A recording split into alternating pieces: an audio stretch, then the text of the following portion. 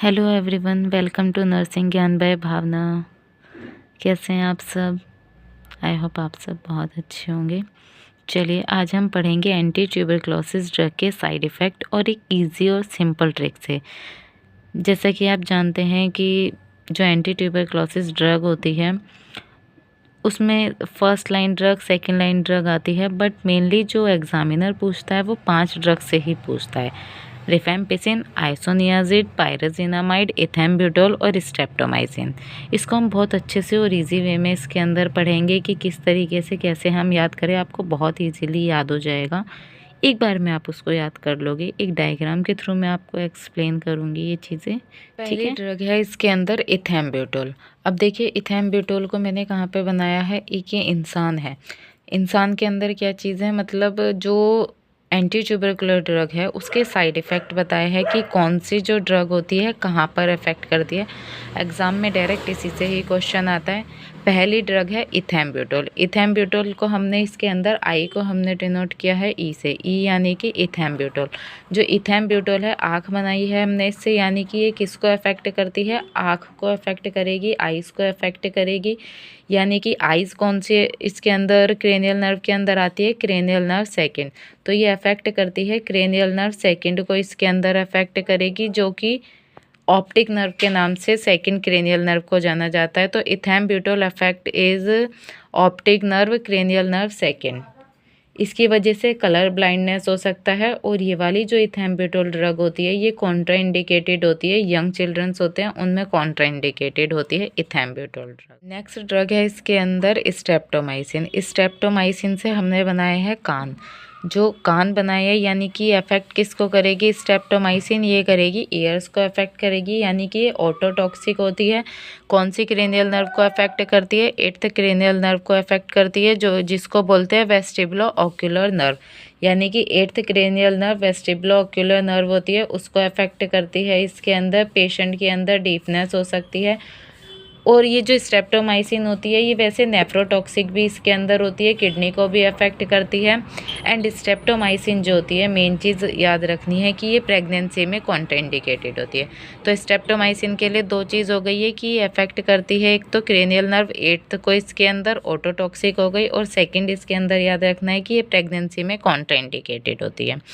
Then उसके बाद कौन सी ड्रग आती है इसमें, आइसोनियाजिड से हम याद रखते हैं। आइसोनियाजिड, अब आप देखिए मैंने आई से इसके बाल बनाए हैं, फिंगर्स बनाई है, और इसके पैर की फिंगर्स बनाई है। यानी कि आइसोनियाजिड जो होती है उसको हम INH से भी इसके अंदर बोलते हैं। ये किसको अफेक्ट करती है, न्यूरोटॉक्सिक और हिपैटोटॉक्सिक होती है। यानी कि ये नर्वस सिस्टम को और लीवर जो होता है इसके अंदर उसको अफेक्ट करती है, दोनों को इसके अंदर अफेक्ट करती है। नर्वस को भी और हिपैटोटॉक्सिक भी होती है। नेफ्रोटॉक्सिक ज़्यादा इसके अंदर होती है, पेरिफेरल न्यूरोपैथी कराती है, क्योंकि ये और पेशेंट में क्या कराती है, बर्निंग जो मेन आता है इसके अंदर। जो फिंगर्स होते हैं, हाथ होते हैं, उनमें क्या करा देती है, नंबनेस इसके अंदर करा देती है। तो नंबनेस का कारण होती है burning in hand and fit में, बर्निंग सेंसेशन इसके अंदर होती है। एक और मेन चीज़ इसके अंदर है कि जो आइसोनियाजिड होती है उसके साथ में विटामिन B6 को देते हैं। ये एंटीडोट होती है टॉक्सिसिटी की। यानी कि अगर आइसोनियाजिड की टॉक्सिसिटी हो जाती है तो विटामिन B6 को किसके तौर पे दिया जाता है, एंटीडोट के तौर पे दिया जाता है। आइसोनियाजिड एक प्रोफाइलैक्टिक ATT होती है। प्रोफाइलैक्टिक का मतलब होता है यानी कि जो बचाने के लिए हम ड्रग को देते हैं, ताकि किसी और को वो ड्रग, किसी और को डिसीज़ ना हो, किसी और को TB ना हो, तो उसके लिए आइसोनियाजिड का यूज़ किया जाता है, क्योंकि एक एज अ प्रोफाइलैक्टिक ATT के रूप में भी काम करी जाती है। पायराजिनामाइड। पायराजिनामाइड कौन सी ड्रग होती है, पायराजिनामाइड देखिए ये नीज़ है। नीज़ पे जब होता है, नीज़ को अफेक्ट करती है, यानी कि नीज़ में क्या करती है, इसके अंदर ये यूरिक एसिड के लेवल को ज़्यादा कर देती है। और जब भी यूरिक एसिड का लेवल होता है, यानी कि हाइपर यूरेसीमिया होता है, तो उसकी वजह से क्या हो जाता है, पेशेंट में गाउट होता है, उसके लिए जो ट्रीटमेंट ऑफ चॉइस बोलते हैं वो एलोप्यूरिनोल इसके अंदर ड्रग आती है, वो दी जाती है as a drug of choice के रूप में। अब लास्ट ड्रग कौन सी बची है इसके अंदर? लास्ट ड्रग बची है रिफेम्पिसिन। रिफेम्पिसिन क्या करती है? मेन डायरेक्ट क्वेश्चन आता है कि रिफेम्पिसिन क्या करती है? रेड कलर यूरिन करती है। रिफेम्पिसिन देखिए मैंने बनाया है इसके अंदर, यानी कि रिफेम्पिसिन क्या कर रही है? रिफेम्पिसिन करती है red colour urine.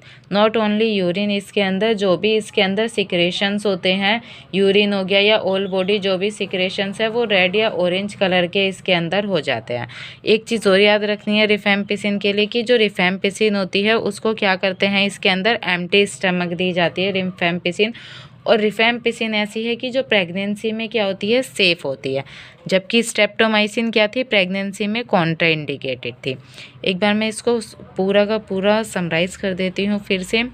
E for eyes इसके अंदर बनाई। आइज़ ये इथेम्ब्यूटोल। इथेम्ब्यूटोल क्या करती है? आइज़ को अफेक्ट करती है, यानी कि क्रेनियल नर्व सेकंड को अफेक्ट करती है, जो कि ऑप्टिक नर्व है, यानी कि ब्लाइंडनेस कॉज करती है।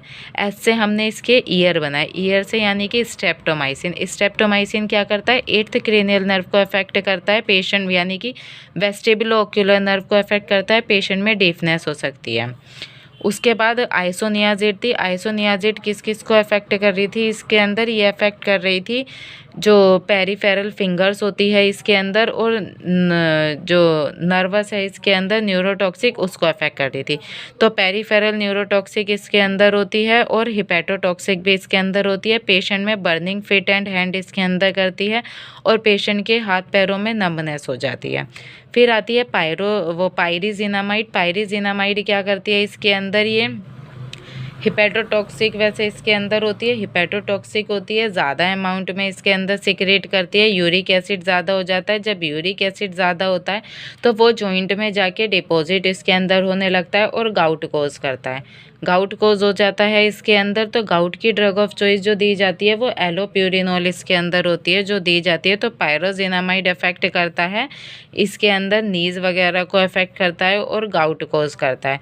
Then rifampicin. रिफेम्पिसिन क्या करती है इसके अंदर? देखिए इसका यूरिन है, यानी कि यूरिन इसका रेड कलर का आ रहा है, तो रिफेम्पिसिन रेड कलर यूरिन कोज करती है और जितने भी बॉडी सिक्रेशंस हैं उनको इसके अंदर वो रेड और ऑरेंज कलर के हो जाते हैं। और जो रिफेम्पिसिन होती है वो एम्प्टी स्टमक इसके अंदर दी जाती है। आई होप आपको ये सारी ड्रग्स समझ में आई होगी, अच्छे से याद हो गई होगी, आशा करती हूँ मैं। अगर आपको अच्छी लगी तो लाइक कीजिएगा, कमेंट कीजिएगा और मुझे बताइएगा। अगर कोई कमी है तो वो भी मुझे आप बताइएगा, मैं उसे नेक्स्ट वीडियो में ज़रूर अच्छे से करूँगी।